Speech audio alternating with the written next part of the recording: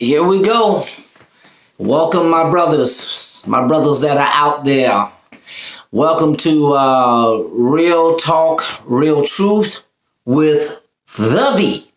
Appreciate you guys. Thank you for tuning in. Thank you for watching, and thank you for also allowing me to come into your space. I appreciate it so much. I want to wish all the brothers out there happy Father's Day, and also the brothers that are getting ready to be fathers. I want to wish you happy Father's Day as well. What better way to start a channel would be on Father's Day, this day. And I am very grateful.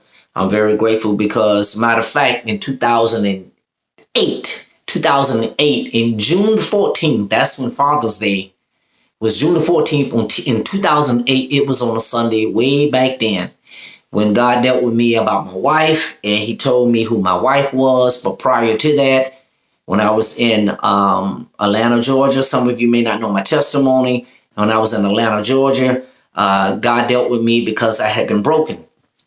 And what you mean about, Vito, you've been broken? Well, I've been broken as far as me trying to choose every woman in my life. I had a previous marriage that did not work out. I had been married for 14 years previously.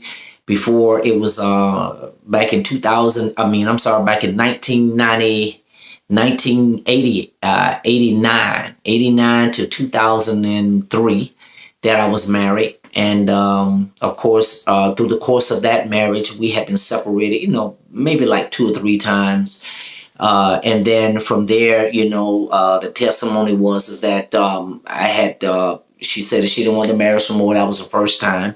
And we were separated for about a good, maybe about a good 3 to 4 weeks. And God told me don't go back. And I disobeyed God and went back 7 more years. And it was 7 more years of hell, bondage, on her side as well as on my side too as well. Why? Because God never connected it together. The foundation was built on lust and flesh. It was not built on spiritual foundation. It was not built on spiritual connection by God. Okay.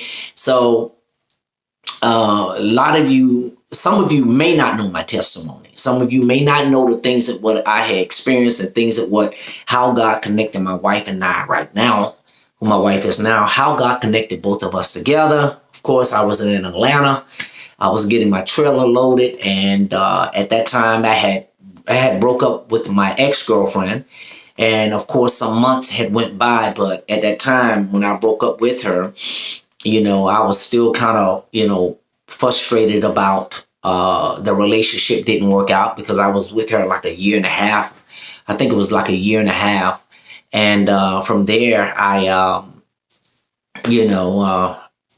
was kind of entangled with that relationship because it was a fleshly relationship. I went and pursued her, and I didn't understand about the process of how God would take a man and put him to sleep and take him through his process. I didn't understand none of that at that time, and never had no one to really teach me that. But I had to learn the hard way. I learned on my own, and God had to show me and teach me on his will, on how he connects two people together in holy matrimony, and how it is solidified as holy matrimony. See, a lot of times we think holy matrimony means that you choose who you want to be with, and they accept who you choosing them, and then both of y'all get together, and then y'all plan y'all wedding, and then y'all say y'all vows in front of a man. Y'all say y'all saying y'all vows in front of God, but really, in actuality, if God didn't connect it, then y'all didn't say y'all vows in front of God, because only God receives the vows from those who basically is the ones that He has connected, but also those who. When I say He only receive the vows, well, God already know that when two people get together and they connected themselves and they are in the flesh, He already know that they think that they're saying their vows to Him. But in actuality, they're saying their vows to themselves. They're saying their vows to each other, right? But when God connects two people together, those are the people that say their vows in front of God, and they're saying their vows to God because they are doing it in the expectations of knowing that God, they're doing it because they know that God is the one that connected them together, and them not connected themselves. It ain't a lot of people on this earth can tell you that God has put them together. There are some people who are not afraid to admit that God has put them together. So listen. So To get back to what I was talking about, how God took me through the process. A lot of some of you brothers may know, and some of you brothers may not know. So I had to go through that. I had to go through that process of being connected with my wife now, and how God dealt with me. And this is how God dealt with me about it. He basically, when I had admitted to him that I didn't know what I was doing, I admitted to him that I was tired of it. I mean, I was buku crying. I mean, I was just tired of choosing the wrong woman in my life. And God knew that I was going to be broken. God knew that it was in order for him to release what his will is for me to be connected to and who he wanted me to be connected with in holy matrimony, I had to first be broken. And see, a lot of times we as men, we don't want to be broken. A lot of times we think we know what we're doing. A lot of times men operate off of pride. They think that they know what they're doing. They think they got it going on. They think that they have all they I's dotted and their T's is crossed. They really do think that. Now, and unfortunately, a lot of men are more prone to be operating in pride than humbleness. And a lot of times as men, we miss a lot what God wants to do in us and through us because we are walking in a lot of pride. But at that moment and at that time, man, I was like, listen, I don't care. God, why is this continually happening to me? What is going on here? Why I keep continue to choose the wrong woman? And then the next thing you know, immediately right after I confessed and told God that I'm tired of this and I don't want to continue to be this way. I want what he wants and I want his will to be done in my life. And I want whoever it is that he has for me. I don't care whether or not she's fat, tall, skinny, not needed, bow-legged. I mean, I was calling it out. I was like, God, I don't care. Long as you are the one that is connecting me with her and you are the one that's choosing her for me, then I am willing to accept your will. I'm willing to accept what it is that you have for me, and I am not going to deter from that. And immediately right after I admitted that, confessed that, I heard a voice. I heard God's voice so clearly. And some of you brothers know, when you hear God's voice, it is very it's no other voice that it can compare to. The voice is very distinct, is soft, is sweet, but it's pleasant. But your ears, it's like God takes your ears and supernaturally make your ears molded to hear his voice at that moment when he's ready to speak. So it's like nothing can distract you, if some of you brothers understand what I'm talking about. So I remember God saying to me, every woman that you chose in your life, you chose them. I didn't choose them. And immediately I agreed with him. Immediately I started to cry. Immediately I knew that when God was speaking to me, he was speaking truth. God doesn't speak lies. God always speaks truth. And this is the one thing I want to share with you, brothers. Until you have that supernatural encounter with God, well, you can be chasing and you can be looking and you can be searching for any type of woman on this earth. But unless God chooses you for this assignment as being a husband, you're going to continually get it wrong. God chooses the husband. He chooses the husband and he chooses the wife for the husband. Case in point, if you go back to the, as the Bible is what we use, the Bible is the blueprint. But I use Adam and Eve experience as a blueprint, which is in the Bible, which really is the first creation that God created, the first two human beings that God created. And before Eve, there was Adam. And Adam was formed from the dust of the earth. We know the story. But a lot of times as men, we miss that. Women miss that too. They miss the foundation because that's the blueprint. That's the blueprint of how God connects, how God orchestrates and initiates what he wants to be from out of the spiritual into the natural. And if you look at Adam and you look at how Adam was created, and also if you look at Adam being where he was, how he was formed, how he was created, but also his relationship with God. If you notice, Adam had a relationship with God. But Adam was not liking anything. Matter of fact, Adam didn't even know that he was alone. And if you look at how when God was speaking and how God had made the animals, and he made the animals of two, male and female. All right. Now, all the animals had a mate. They had someone that they can coexist with as well as intertwine with and also be able to reproduce and multiply. Right. But Adam didn't have that. It ain't like Adam went to God and said, hey, you told me to name all of these animals, but I see every animal have one like of themselves and they are able to reproduce. They have a mate for themselves. And if you look at it, Adam didn't say that. Why? Because Adam did not know. Adam was fine just the way he was at the time, but God knew that Adam was not fine. God knew that Adam was not going to, it was not good for him to be alone. And then if you read and continue to read, you see that God was the one that made the choice to give Adam a mate. He said, for it is not good for man to be alone. Let us make a helpmeet for him. See? So that means that Adam didn't even know that he was alone. This is where you brothers have to have some form of relationship with God to the point whereas you don't realize that you're alone.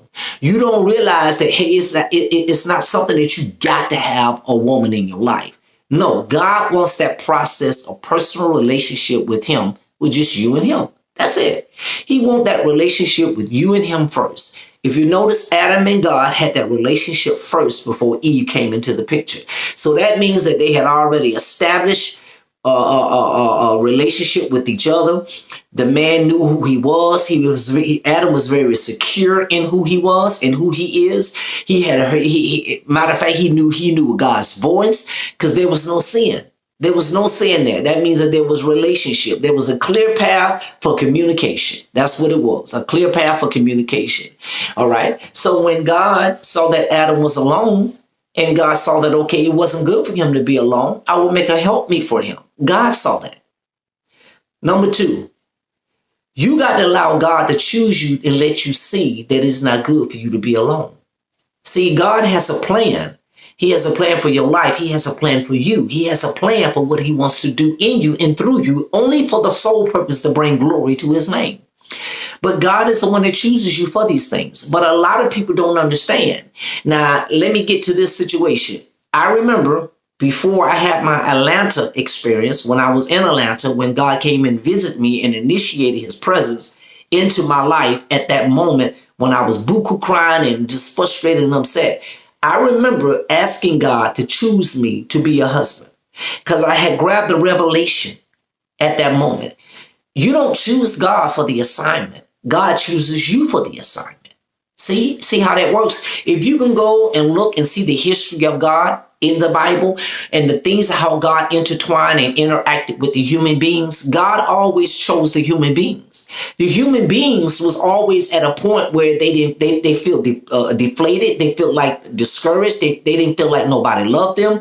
They didn't feel like it was worth anything. And boom, all of a sudden God entered into their space, or God entered into their life, whatever it was that they was doing. You look at Gideon. Gideon was doing something. He was doing something in the wine press. He didn't know that he was being looked at by God to be chosen as a vessel. Because when the angel of the Lord visited him, and he said, "Oh, mighty man of valor," and Gideon looked at him like, "Who are you talking about? Who are you referring to?" But that means that God knew Gideon, but Gideon didn't know God, and Gideon didn't know who he was. But Gideon didn't qualify for that. Only God chose him for that, because that's what God does. He chooses you for the assignment. If you look at Moses, if you look at Elijah, you look at Elisha, if you look at Ezekiel, you look at any of the prophets, he chooses them. He chooses you for the assignment. You don't choose him. But if you want to ask him to choose you, now you're asking that in his will. And that's what our Father looks for. He looks for those who are asking something according to his will. And that's always according to God's will. God chooses you for the assignment. So in marriage is an assignment. He chooses you for the assignment, my brothers. So what you have to understand is that instead of you trying to look for the wife, do what Adam did. Adam was more focused on his relationship with God. Adam was more content with his relationship with God. Adam was more secure in his relationship with God. Adam was more focused on his relationship with God. He was not worrying about being alone, because he wasn't alone because he had God with him at all the time. Those men who basically go search for a woman, they're not secure about themselves. They don't have a relationship with God, and I'm going to show you why. Because anytime that you're searching for something, that means that you're looking for something that is trying to satisfy something in you. A void that is in you on the inside. That's generally what happens to any of us who are believers of the Lord Jesus Christ. Before we got converted, we were always out there in the world searching for something to fill a void on the inside. That's basically what men do when it comes to talking about finding a mate. They're trying to find their mate because they feel like that's a void. They believe that it's a void, and it is. But you have to let God be the one to show you that it's a void. You got to let God be the one to say, yes, you are lonely. Yes, you are in need of a help me. Yes, because the plans that I have for you, you are not designed to do this on your own. I want to use another part of you that I'm going to create for you, and I'm going to bring both of you together, and both of you are going to come together for my glory, and you're going to be able to carry out the purpose and the plan and the vision that I'm going to put in your heart. That's what God does. Okay. So when I was there in Atlanta, and I was, going through my moment at the time, and I heard God say, every woman that you chose in your life, you chose them, not me.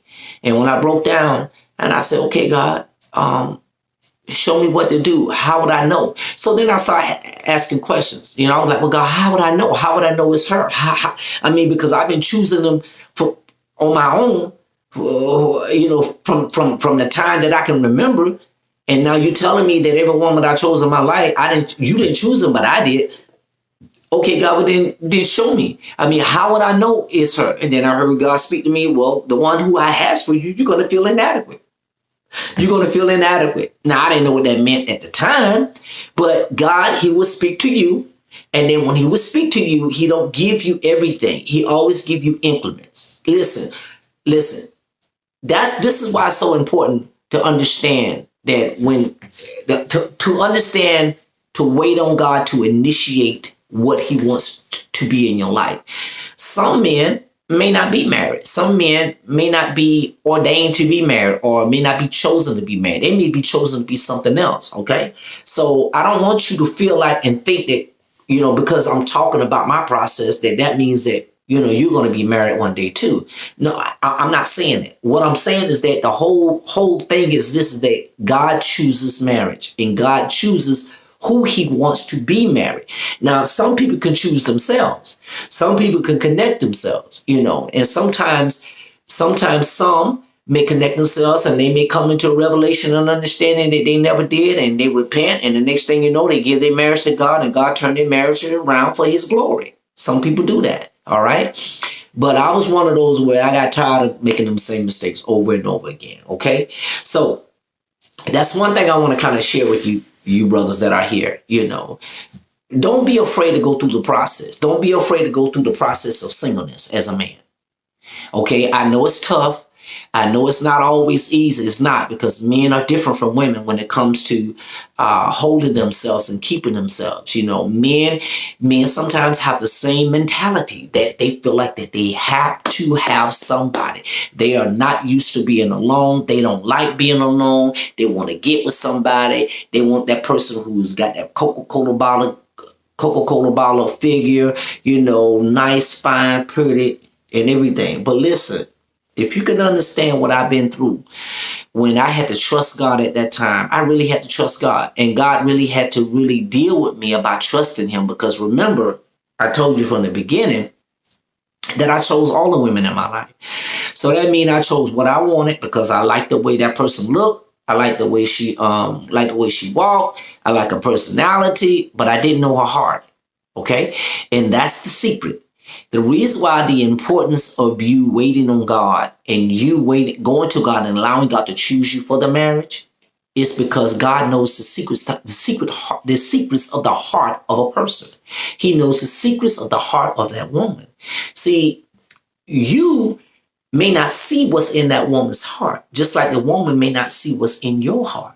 But what you have to understand is that God knows all things. He knows the heart of everybody. He knows what they're going to act like when you first meet them 3 or 4 months into the relationship, and the next thing you know, they change. After you get married, the next thing you know, they change. And then in the course of the marriage, now they're not the same person. Of course, you're never going to be always the same person, because when God puts something together, it always going to grow. That's one thing about God. Anytime God hands us in something, it grows, it progresses. It never stays the same. It always changes, but it changes for the better, okay, and not for the bad, okay? So we need to understand that.